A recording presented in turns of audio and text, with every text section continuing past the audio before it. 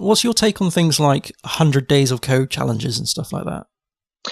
Yeah, I've seen those hashtags on Twitter. I never participated, but I think it's a good idea, that you have a community, somebody that holds you accountable. And yeah, I think it's kind of addictive as well. Yeah. Like you don't want to break the streak. If you're on day 78, you don't really want to break your nice little run. But do you think that from your perspective, do you think it's too much of a pressure, or do you think it's the right number of days? It can be too much pressure, because that's what I said. I don't have even though I love programming and coding, there are days where I don't want to write code. But that doesn't mean I don't want to read an article or watch a YouTube tutorial. I still consider that as doing something. You said, you can put definitely a lot of pressure on yourself by, I have to write, 50 lines of code today. Yeah. I don't think that's the way to go, because you're going to get burned out pretty quickly. Well, I follow that hashtag on Twitter, and I've seen some real, some really, really good streaks. And hats off to everyone who's done it, because it is a massive challenge. But then that's actually started on a free code camp, I think. Oh, okay. They came up with that. Okay. Free code camp. I have also seen people who unfortunately for matters out of their control just haven't been able to fulfill it, and perhaps they've gone quite far, and so they've had to sort of admit defeat. But I have a problem with that, because it's that I just think that it may have been because they had things going on in their life that they couldn't control, and therefore they couldn't actually spend the time to write the code. And there was some people I saw that pretty much restarted it from zero.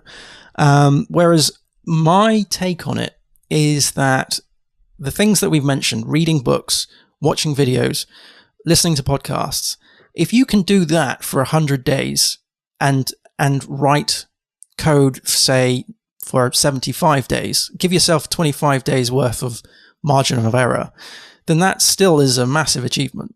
Even if it's just listening to a podcast on your commute home. Because you're changing your habit, you're changing your routine to be thinking more like a programmer.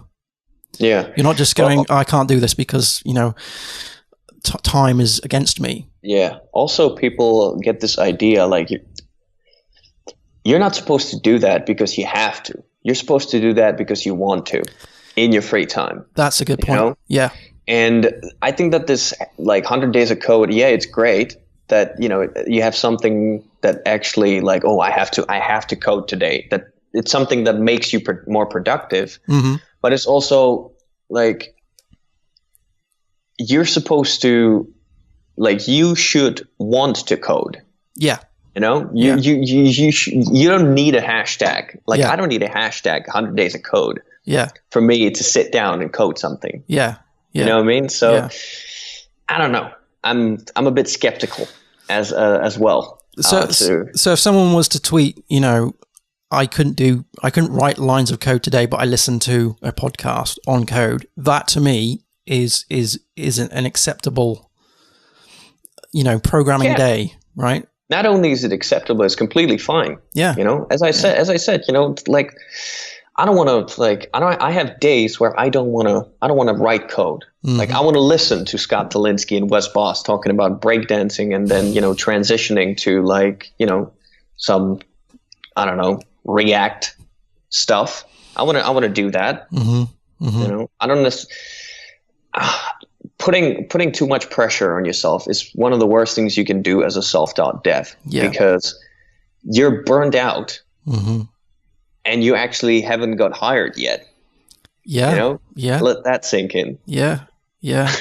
And then you end up resenting it. You end up resenting it all the time that you've spent on it, and then imposter syndrome sets in because you're in self-doubt.